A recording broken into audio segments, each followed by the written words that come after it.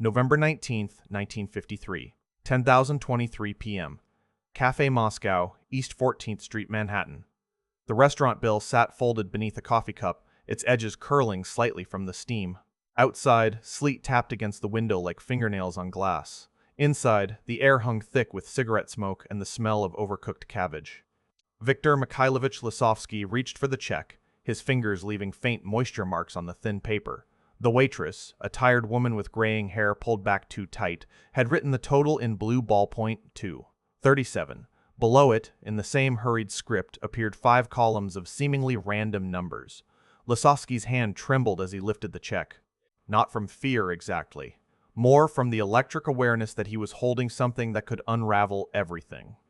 Across the table, his contact, a man whose name he knew only as Peter, stubbed out his cigarette and stood without a word. The chair scraped against linoleum. Through the frosted window, Lisovsky watched Peter's silhouette merge with the November darkness, moving west toward the subway entrance at Union Square.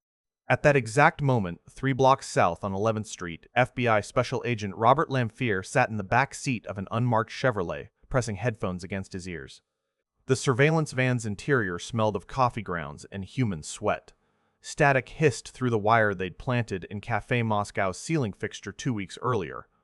The audio quality was terrible. Every fork scraping a plate came through like nails on a chalkboard. But Lamphere had heard something. A phrase in Russian, barely audible over the clatter, "The package is ready." Then silence. Then the sound of a chair scraping. Lamphere pulled the headphones down around his neck and looked at his watch. 10:24 p.m. They'd been tracking Lisovsky for 7 months, ever since a defector in London had whispered the codename Volunteer, and pointed them toward a particular import-export company in Brooklyn. 7 months of watching, listening, photographing, and now, finally, movement. He signaled to the agent in the driver's seat, who started the engine with a cough of cold machinery. Neither man knew that the real breakthrough wouldn't come from following Peter through the sleet-dark streets. It would come from what Lisovsky left behind on the table, a restaurant check covered in numbers that looked like nothing at all. The official story, as FBI Director J. Edgar Hoover would later present it to President Eisenhower, was clean and simple. Soviet intelligence had been running a major espionage network in New York since 1948, focusing primarily on atomic research and military technology. The Bureau had been aware of certain suspicious activities since early 1950, when the Venona Project, the Army's top-secret effort to decrypt Soviet cable traffic, had revealed fragments of coded messages referencing an unidentified agent operating in the New York area. That agent, codenamed Volunder by Moscow Center, had been passing information to a handler whose identity remained frustratingly opaque. What Washington believed in late 1953 was that they were dealing with a conventional spy ring. Dead drops in Central Park, microdots hidden in magazines, invisible ink, the usual tradecraft. The CIA's counterintelligence division, still reeling from the embarrassment of not catching Klaus Fuchs until the British did it for them, had convinced itself that Soviet methods were sophisticated but fundamentally unchanged since the war. The KGB, or rather the MGB, as it was designated between 1946 and 1954, used established patterns. Cutouts in couriers, brush passes on subway platforms, coded messages in newspaper classifieds. The stakes were visceral and immediate. By November 1953, the Soviet Union had detonated its first hydrogen bomb just 4 months earlier.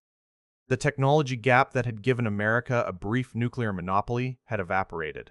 Worse, there were suspicions, well-founded, as it turned out, that Soviet weapons development had been accelerated by espionage. The ghost of Julius and Ethel Rosenberg, executed that June, still haunted Washington. Every document that reached Moscow meant American boys potentially dying in a war that everyone knew was coming, but nobody could predict. The key players on the American side formed an unlikely alliance. Robert Lamphere, 33 years old, FBI, a former farm boy from Idaho who joined the Bureau in 1941 and spent the war years learning Russian at the Army's language school. Meredith Gardner, 41, a cryptanalyst with the Army Security Agency, a quiet man with thick glasses who could read Old Norse and Sanskrit and had spent 7 years staring at encrypted Soviet cables until patterns emerged like shapes in fog. And William Harvey, CIA, a paranoid alcoholic genius who'd been kicked out of the FBI for drunkenly waving his pistol around at a party, but whom Allen Dulles had snatched up because Harvey understood one fundamental truth: the Soviets were better at this than anyone wanted to admit. On the Soviet side, the architecture was more elegant. Colonel Alexander Feklisov ran the New York Residentura, the KGB station, from a fortified office inside the Soviet UN mission. His prize agent, Viktor Lasovsky, worked as an accountant for Amtord Trading Corporation, the Soviet government's purchasing agency in New York. Lasovsky's official job involved negotiating contracts for industrial equipment. His real job involved running a network of American sources who provided information on radar technology, jet engine designs, and nuclear weapon triggering mechanisms. But by autumn 1953, Feklisov had a problem. The old methods weren't working. The FBI had gotten too good at physical surveillance. Dead drops were being photographed. Couriers were being followed. Moscow Center had demanded a new communication system, something that looked completely innocuous, that could survive even if the FBI was watching, that could be executed in plain sight. What they developed would become one of the most elegant espionage techniques of the Cold War era. And what would break it would be something even more elegant: human error, bureaucratic accident, and one FBI secretary with an eye for patterns that shouldn't exist. The truth, as it emerged years later from declassified NSA files and KGB archives opened briefly in the 1990s, was far stranger than the official story suggested. The restaurant check system had been operational for almost 18 months before the FBI even knew it existed. It worked like this. Soviet intelligence officers would meet their American sources in public places: restaurants, cafes, diners. Nothing unusual about two businessmen having lunch. The conversation would be entirely normal, sometimes even conducted in English. Weather, sports, complaints about traffic. At the end of the meal, the Soviet officer would request the check. When the waitress brought it, she'd have already been paid, sometimes weeks earlier, to write a specific series of numbers below the total. Not random numbers. A one-time pad cipher. The one-time pad, in theory, is unbreakable. You encode your message using a key that's completely random and used only once. The sender has one copy of the key, the receiver has another. You add the key numbers to your message numbers, transmit the result, and the receiver subtracts the key to recover the original message. If the key is truly random and never reused, mathematical proof says the code cannot be broken, period. The problem isn't the mathematics, it's the human implementation. Here's how it worked at Cafe Moscow. The waitress, a woman named Elena Dmitrievna Korotkov, had immigrated from Ukraine in 1932. The FBI would later discover she'd been recruited by the NKVD in 1937 after her brother in Kiev was arrested during the purges. The deal was simple: cooperate and we'll release him. She cooperated. The brother died anyway, shot in the basement of a Lubyanka prison, but by then, Elena was in too deep to stop. Every Monday, a man she knew as Uncle Pyotr would visit her apartment in Brighton Beach. He'd bring her a grocery bag containing eggs, butter, bread, and hidden inside the bread wrapper, a sheet of rice paper covered in number groups. 5-digit groups, 40 groups per sheet. She'd memorize the first group, burn the paper, and wait. When Viktor Lasovsky came into the restaurant, always on Thursday evenings, always ordering the same meal, she'd write that 5-digit group on his check beneath the total. Lasovsky would take the check, pull out his wallet, and while pretending to count bills, he'd memorize the numbers. Then he'd pay in cash, always exact change, never requiring the check to be processed, and leave. The check would stay on the table. His contact, Peter, would arrive 15 minutes later, sit at the same table, order coffee, and when the check came, he'd see the numbers. Simple, elegant, almost invisible. The content being transmitted was devastatingly valuable. In October 1953 alone, according to KGB files that briefly surfaced in 1992, the restaurant check system transmitted design specifications for the proximity fuse used in American anti-aircraft missiles, production schedules for the B-52 Stratofortress bomber program, details of a classified radar installation being built in Greenland, names of 3 scientists working on thermonuclear weapon, miniaturization at Los Alamos. Each message was encoded using a portion of the one-time pad. A 5-digit group might mean document delivered, or reference a specific page in a prearranged book code. The system had operated flawlessly for 73 weeks. Moscow Center considered it one of their most secure communication channels in the United States. Then came the accident that changed everything. On November 19, 1953, the same night Robert Lamphere sat in his surveillance van listening to static. A different FBI team was conducting a routine search of a different restaurant entirely. The Balalaika, a Russian tea room on West 57th Street, had appeared in the address book of a suspected Soviet courier who'd been arrested 2 months earlier. The search wasn't about codes or espionage, it was about tax evasion. The owner hadn't reported cash income properly, and the Bureau of Internal Revenue had asked the FBI to collect evidence. Special Agent Thomas Norton, whose normal beat was bank fraud, spent 3 hours photographing receipts and ledgers in the Balalaika's back office.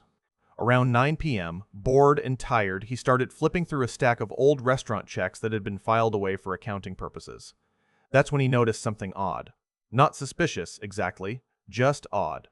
Every Thursday for the past month, the same waitress had made the same arithmetic error on checks for Table 7. The subtotals were right, but she'd add tax incorrectly, always writing a number about 20 cents higher than it should be. Norton mentioned it to his supervisor.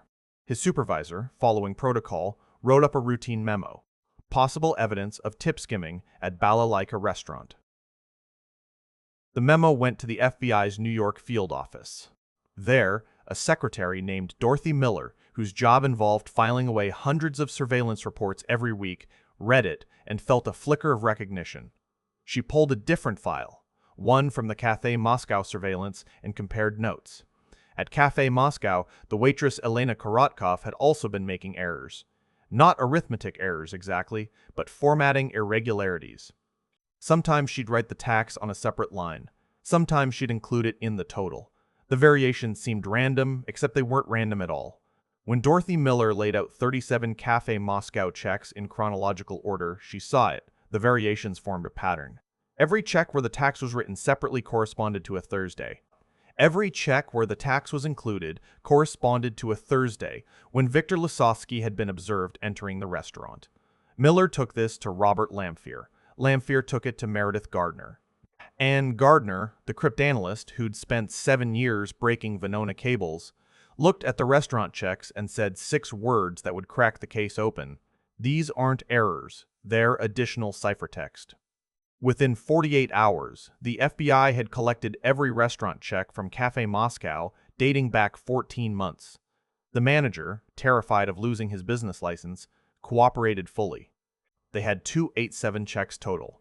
Of those, 61 showed the distinctive pattern, a handwritten number group beneath the total, always 5 digits, always in Elena Korotkov's handwriting. The problem was that even with the ciphertext, they couldn't read the messages. One-time pads are unbreakable, remember? The mathematics doesn't care how many coded messages you have. Without the key, you're finished. Except the Soviets had made one small, human error. The breakthrough came from an unexpected direction. Garbage. Since August 1953, the FBI had been conducting a program called Shamrock in coordination with the CIA and NSA that involved collecting trash from Soviet diplomatic facilities in New York. Not glamorous work. Agents would follow sanitation trucks at 5 a.m., photograph which bags came from which buildings, then use informants inside the Department of Sanitation to retrieve specific bags before they reached the incinerator. Most of what they got was useless: food scraps, cigarette butts, torn newspapers in Russian. But on December 3, 1953, a bag from the Soviet UN mission yielded something different: a partially burned sheet of rice paper covered in number groups. Someone had tried to destroy it in an ashtray, but had done an incomplete job. The paper had curled and charred around the edges, but the center remained legible. 47 5-digit groups, written in the same blocky handwriting that appeared on a training document the FBI had seized from a Soviet defector in 1951. Meredith Gardner examined the rice paper under magnification.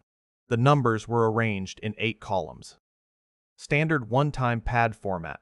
By itself, the paper was useless. Without knowing what message it had been used to encode, the key was just random numbers. But Gardner had an idea, a risky idea, based on an assumption about human laziness. If the KGB was producing one-time pads for multiple operations, they might be using a single random number generator and then cutting the output into different segments for different agents. Standard practice was to use each segment only once. But what if, in the chaos of running dozens of operations simultaneously, someone in Moscow had accidentally duplicated a segment, used the same random number string for two different messages? It was a long shot. Cryptanalysts call it a depth when the same key is used twice.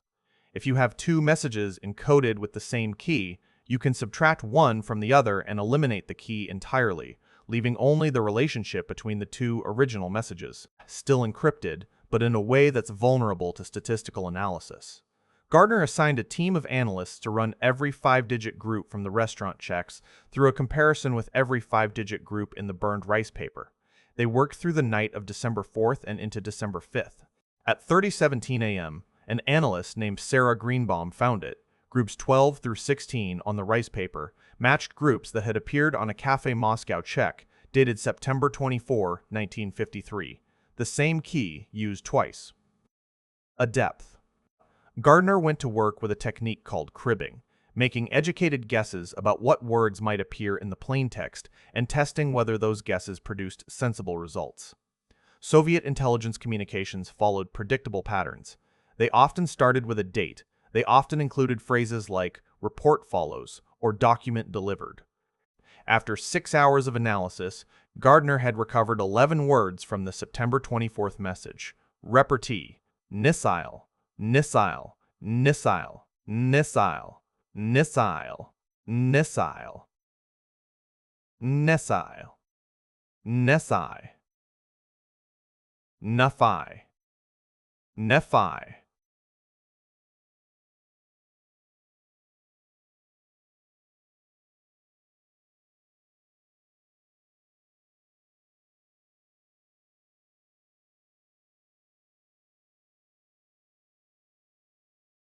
The report being referenced was almost certainly a classified design document, and the date, November, meant the information had reached Moscow 2 months before the FBI even knew the communication system existed. Now, they knew what they were looking for. Now, they could work backward. Over the next 6 weeks, the FBI conducted the largest single cryptanalytic operation in its history. They collected every restaurant check, every receipt, every handwritten invoice from every establishment within a 3-mile radius of the Soviet UN mission. They photographed them, cataloged them, and fed them into an IBM 701 computer, one of the first machines capable of doing large-scale statistical analysis. Housed in a basement at the NSA facility in Fort Meade, the computer found 7 more depths, cases where the same one-time pad segment had been used multiple times, probably due to a copying error at Moscow Center when preparing the pads. 7 depths yielded 43 recovered words. 43 words revealed the structure of the code, references to numbered documents, geographic locations, personnel names. By January 14, 1954, the FBI had identified 12 different restaurants being used in the scheme, 8 different waitresses on the KGB payroll, and 37 separate instances of classified information being transmitted through the restaurant check system. The intelligence damage was catastrophic. Soviet designers had received detailed information about American radar, missile guidance systems, jet engine metallurgy, and nuclear weapon components. But the FBI had a decision to make. They could arrest everyone immediately, roll up the network, grab the glory, or they could do something more subtle. Something that would feed false information back to Moscow, turning the entire system into a counterintelligence weapon. William Harvey, the paranoid genius from CIA, argued for the latter. "We don't just want to catch spies," he said in a meeting that's now preserved in declassified memos. "We want to control what Moscow knows. We want to make them think their system is still working while we feed them exactly what we want them to believe." Robert Lamphere agreed. J. Edgar Hoover did not. Hoover wanted arrests, trials, headlines. He wanted to prove the FBI was winning the Cold War. The argument went up to the National Security Council. President Eisenhower, who'd spent years running intelligence operations in Europe during the war, understood the value of a turned network. The order came down: keep the system running, but control it. The operation that followed had a prosaic code name: Dinar. It ran from January 1954 until November 1956, and during that time, the restaurant check system became one of the most valuable counterintelligence channels the United States ever operated. Here's how it worked. The FBI arrested Elena Korotkov on February 2, 1954. They showed her the evidence: the burned rice paper, the decoded messages, photographs of her meeting with Uncle Pyotr in Brighton Beach. They explained what would happen to her: espionage charges, trial, likely execution under the same law that had killed the Rosenbergs 9 months earlier. Then they offered her a choice: cooperate and live, refuse and die. She cooperated. But instead of arresting the Soviet officers she'd been working with, the FBI did something more surgical. They let the system continue, with Elena still in place, still writing numbers on restaurant checks. The difference was that now the numbers came from Fort Meade, not Moscow. The NSA's cryptanalysts had reverse-engineered enough of the one-time pad system to generate convincing fake messages. Viktor Lisovsky would come to Cafe Moscow on Thursday evenings. Elena would bring his check with the numbers written below the total. Lisovsky would memorize them and pass them to Peter, and Moscow Center would receive messages that looked legitimate, that decoded properly using their one-time pads, that contained information that seemed valuable, but that were actually carefully constructed lies. The false information was exquisite in its design. It had to be good enough to seem credible but wrong enough to cause problems.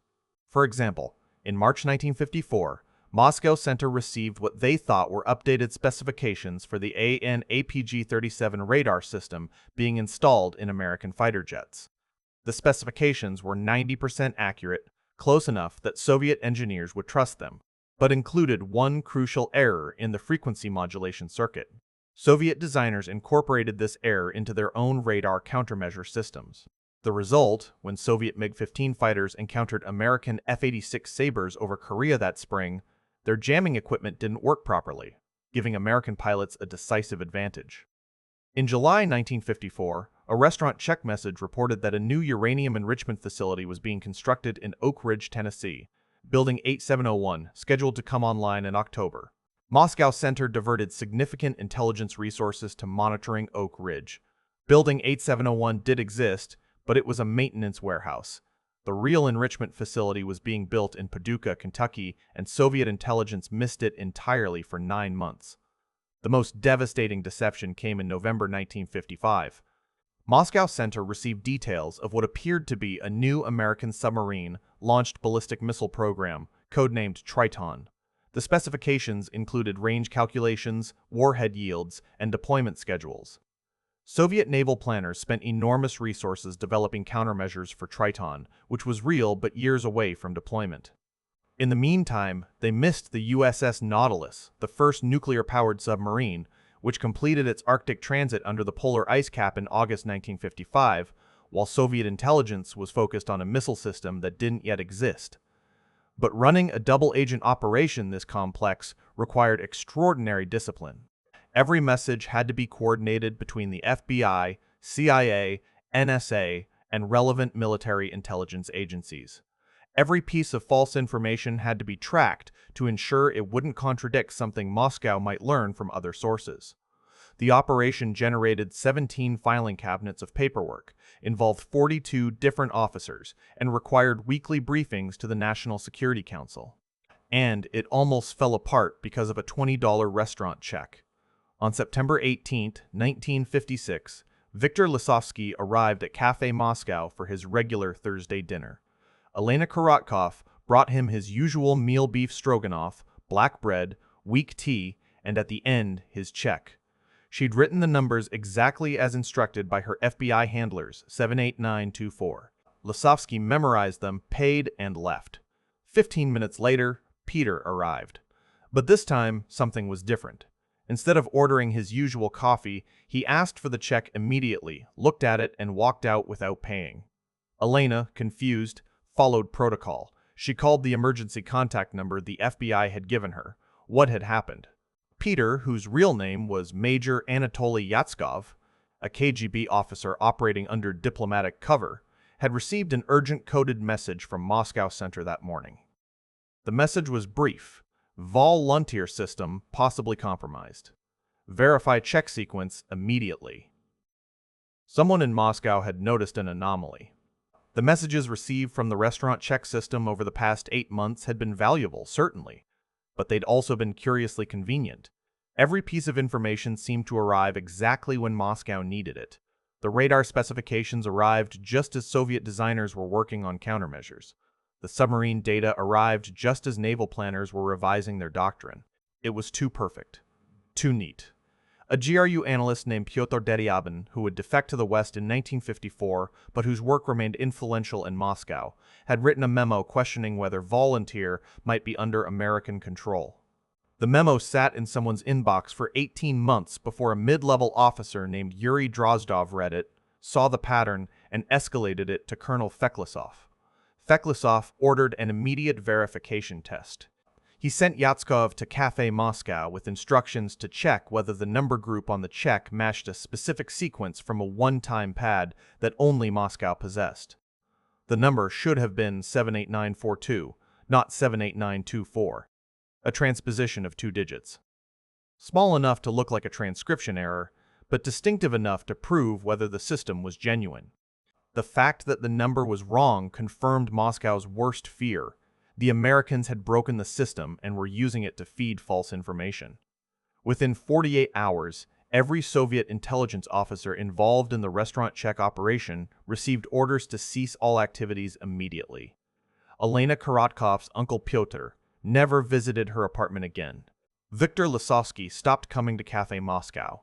The entire network went dark. The FBI knew something had happened, but for 3 weeks they couldn't figure out what. Then, on October 9, 1956, a KGB defector named Reno Hayanin locked into the American embassy in Paris and asked for asylum. Hayanin had been Yatskov's deputy in New York and knew the details of the restaurant check system. More importantly, he knew that Moscow had shut it down because they'd discovered the deception. The debriefing lasted 6 weeks.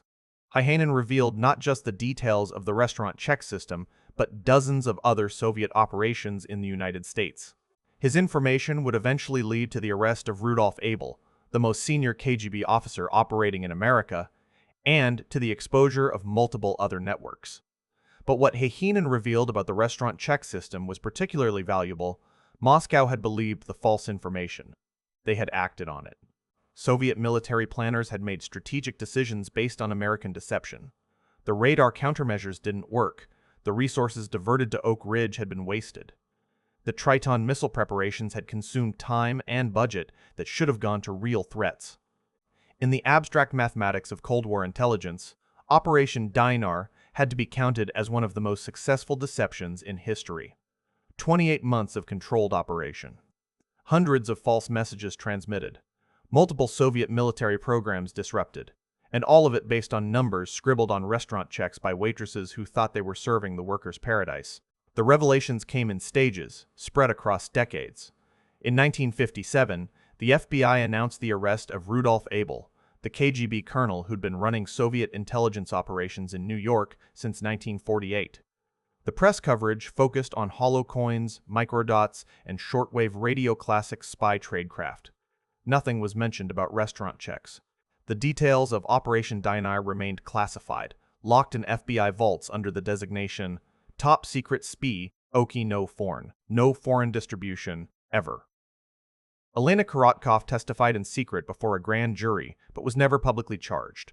She lived the rest of her life in FBI-provided housing in Cleveland, under the name Ellen Crane, working as a bookkeeper for a tool manufacturing company. She died in 1983. Her obituary made no mention of espionage, coded messages, or the role she'd played in one of the Cold War's strangest intelligence operations. Viktor Lisovsky returned to Moscow in December 1956, recalled by a cable that offered no explanation. According to KGB files examined briefly in 1992, he was interrogated for 7 weeks about whether he'd been compromised by American intelligence.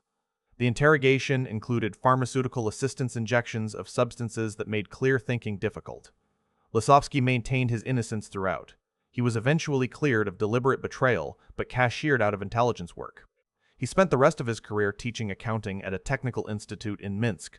Dying in 1979, without ever knowing that the system he'd trusted had been controlled by the FBI for more than 2 years. Meredith Gardner, the cryptanalyst who'd broken the code, received the National Security Medal in 1957 in a ceremony so secret that even his wife wasn't told why he was going to Washington. He continued working at NSA until his retirement in 1972, breaking Soviet codes that remain classified to this day. He died in 2002, and only then did the NSA declassify enough information about his work to reveal that he'd been the central figure in some of the most important cryptanalytic breakthroughs of the 20th century. Robert Lamphere left the FBI in 1955, frustrated by Hoover's management style and the Bureau's refusal to give him credit for the intelligence operations he'd run. He went into private security work, consulting for defense contractors who needed people who understood Soviet methods. In 1962, he published a memoir called The FBI-KGB War, but government censors removed every reference to Operation Dina. The full story wouldn't emerge until the book was reissued in 1986 with newly declassified material. William Harvey, the CIA officer who'd advocated for running the restaurant check system as a double-agent operation, went on to lead the agency's efforts to develop capabilities for covert action against the Soviet Union. He ran operations in Berlin, including the famous tunnel that tapped Soviet military communications, and later became involved in the CIA's disastrous plots against Fidel Castro. He drank himself to death in 1976, bitter about operations that had gone wrong and recognition that had been denied. Colonel Alexander Feklisov, who'd run the New York Residentura and authorized the restaurant check system, survived the purges that followed its exposure. He went on to become one of the KGB's most successful officers, running operations in London and Havana. In 2001, he published his memoirs, The Man Behind the Rosenbergs, in which he claimed that the restaurant check system had been his idea, that it had worked brilliantly until an unfortunate accident in Moscow led to its exposure, and that it had provided valuable intelligence about American weapons programs. He never admitted that the FBI had controlled it for 2 years. He died in 2007, 93 years old, still believing that Soviet intelligence had been winning the game. The truth about what the restaurant check system had actually accomplished began to emerge in 1995, when President Clinton issued Executive Order 12958, mandating the declassification of historically significant documents more than 25 years old. The first batch of Operation Dina files was released in 1997. Historians analyzing them discovered something remarkable. The false information fed to Moscow hadn't just disrupted individual weapons programs. It had shaped Soviet strategic planning for years. A 2003 study by the CIA's Center for the Study of Intelligence concluded that the radar deception alone had cost Soviet air defense planners approximately $3 billion in wasted development, equivalent to roughly $20 billion in 2003 dollars. The Triton submarine missile deception had diverted resources from tracking the real American submarine program, giving the United States a crucial advantage in the underwater nuclear balance that persisted into the 1960s. But the most significant impact was psychological. The exposure of Operation Dina created a crisis of confidence within Soviet intelligence that lasted for years. If the Americans could control a communication system this completely without the KGB detecting it, what else had been compromised? The paranoia that resulted led Moscow Center to conduct massive internal security reviews, purge officers who'd been involved in American operations, and restructure their entire approach to intelligence collection. The disruption set back Soviet espionage efforts in the United States by an estimated 3 to 5 years. Years during which American weapons development surged ahead. Interviews with former KGB officers conducted in the 1990s revealed a detail that never made it into official histories. The restaurant check system failure became a cautionary legend within Soviet intelligence. New officers were told about it during training as an example of how American counterintelligence could exploit even the smallest human error. In this case, the reuse of one-time pad segments to turn an entire operation against its creators. The last piece of the puzzle emerged in 2016, when the NSA released a trove of documents related to Cold War cryptanalysis. Among them was a memo written by Meredith Gardner in December 1954, 3 months after Operation Dina had gone fully operational. The memo contained a warning. The success of this operation depends entirely on our ability to maintain the fiction that Soviet communication security remains intact. If Moscow discovers we can break their one-time pads through human error exploitation, they will correct the error, and we will lose this advantage permanently. Recommend extreme compartmentalization and no discussion of methodology outside cleared personnel. Gardner's warning proved prescient. After the restaurant check system was exposed, the KGB completely revamped their one-time pad generation procedures, implementing multiple layers of verification to ensure that no segment was ever reused. Soviet communication security improved dramatically. The NSA would spend the next 3 decades trying to find another vulnerability of comparable value. They never did. The lasting impact of Operation Dinar extended far beyond the specific intelligence it provided or denied. It represented a fundamental shift in how America fought the Cold War. Before 1954, counterintelligence was primarily defensive: find the spies, arrest them, prevent future breaches. After the restaurant check operation, it became offensive: find the spies, but don't arrest them, control them, manipulate them, use them to deceive the enemy. The concept wasn't entirely new. The British had done it brilliantly with the double-cross system during World War II. But Operation Dinar proved it could work at scale in the hostile environment of peacetime espionage.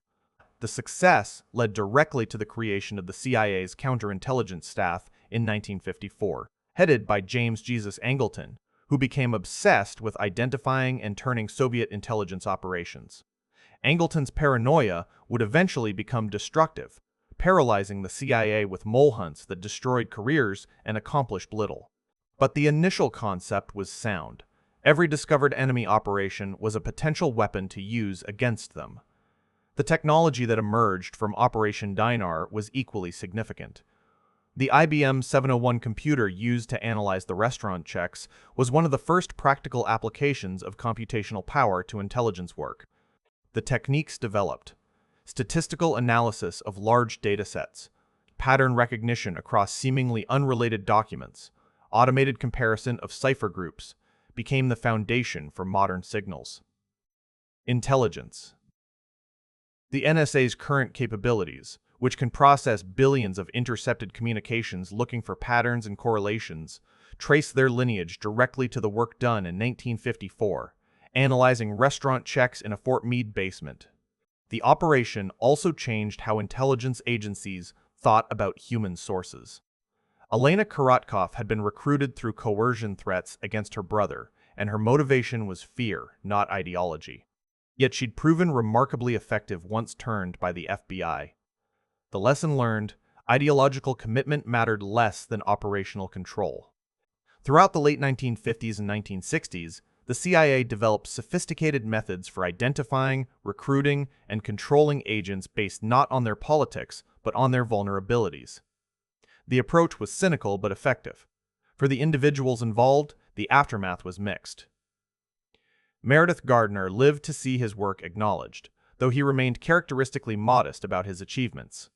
Robert Lamphere became wealthy from his consulting work, though he never stopped feeling bitter about the FBI's treatment. William Harvey destroyed himself with alcohol and recklessness. Elena Korotkov lived quietly, a ghost in Cleveland, never speaking about what she'd done. The Soviet officers fared worse. Major Anatoly Yatskov. Peter returned to Moscow and survived the purges, but his career stalled. He spent the 1960s in administrative positions, training new officers, but never again trusted with operational responsibility. Rino Hyhanen, the defector whose testimony had exposed the full extent of the deception, lived under CIA protection until 1961, when he died in a traffic accident under circumstances that remain murky. Some KGB defectors claimed the accident wasn't accidental. The CIA files remain sealed. Viktor Lisovsky's fate was perhaps the most poignant. A man who'd believed he was serving his country, who'd followed his training precisely, who'd never suspected that every number he memorized had been selected by his enemies. He died teaching accounting to Soviet engineering students, unaware that American analysts had used his operation to feed false information that had altered the course of the Cold War. The modern relevance became clear in the 21st century as intelligence agencies grappled with new technologies and old problems. The restaurant check system was analog paper, pencil, human memory, but the principles remained applicable to digital espionage. In 2013, when the Edward Snowden revelations exposed NSA's massive surveillance capabilities, analysts noted that the agency's approach echoed Operation Dina, collect everything, analyze for patterns, use what you find not just to catch spies, but to deceive adversaries. The encryption battles of the 2010s and 2020s, governments demanding backdoors into civilian encryption systems, were fought with arguments rooted in the restaurant check case.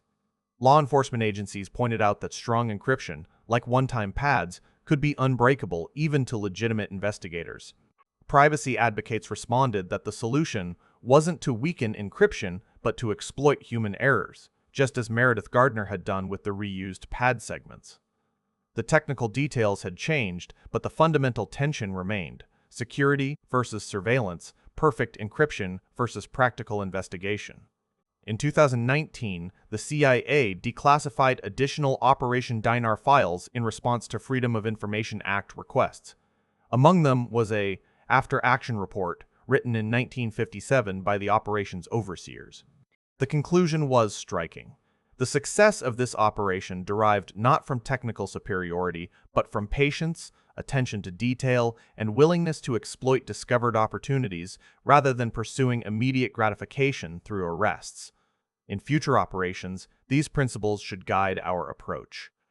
That guidance shaped American intelligence work for generations. The patience to watch rather than act. The discipline to control rather than destroy. The understanding that in the shadow world of espionage, the greatest victories often remained forever secret. Café Moscow closed in 1967, a casualty of changing demographics and urban renewal. The building was demolished in 1972 to make way for a residential tower. The Balalaika on West 57th Street lasted longer, finally shuttering in 1989. The restaurant checks that had carried Soviet secrets and American deceptions were scattered across archives, some in the FBI's New York field office, some at NSA headquarters in Fort Meade, some lost to bureaucratic entropy. In the vault at NSA, there remains a single artifact from Operation Dina that few historians have ever seen. Elena Korotkov's original restaurant check from November 19, 1953, the one Viktor Lasovsky left on the table that night when Robert Lamphere sat in his surveillance van listening to static. The check is preserved in acid-free plastic, the blue ballpoint number still legible after 70 years, 237, and below it, 5 digits that once meant something urgent and dangerous, and that now mean nothing at all except memory. The numbers are 78924, not 789242, which Moscow would later expect. The transposed digits that eventually exposed the entire deception. A tiny error, barely visible, that changed the course of history in ways that the waitress who wrote them, the spy who memorized them, and the analyst who decoded them could never have imagined. In the margin of a declassified FBI report from January 1954, someone, probably Lamphere, based on the handwriting, had scrawled a note in pencil: "The devil is in the details. So is victory." The check sits in the vault, a piece of paper that looks like nothing. That means everything. A reminder that in the Cold War, as in all wars, the outcome was often determined not by grand strategies or superweapons, but by small things. A waitress's handwriting, a cryptanalyst's hunch, a transposed digit, a check for 237 left on a table in a restaurant that no longer exists, in a world that no longer exists, in a conflict that ended without the nuclear fire everyone feared. But the lesson remains, preserved like the check itself: perfect security is an illusion. Human beings will make errors. Organizations will reuse what should be unique. And somewhere, patient and careful, an adversary will be watching, waiting for the one small mistake that reveals everything. The numbers were 78924. They would be enough.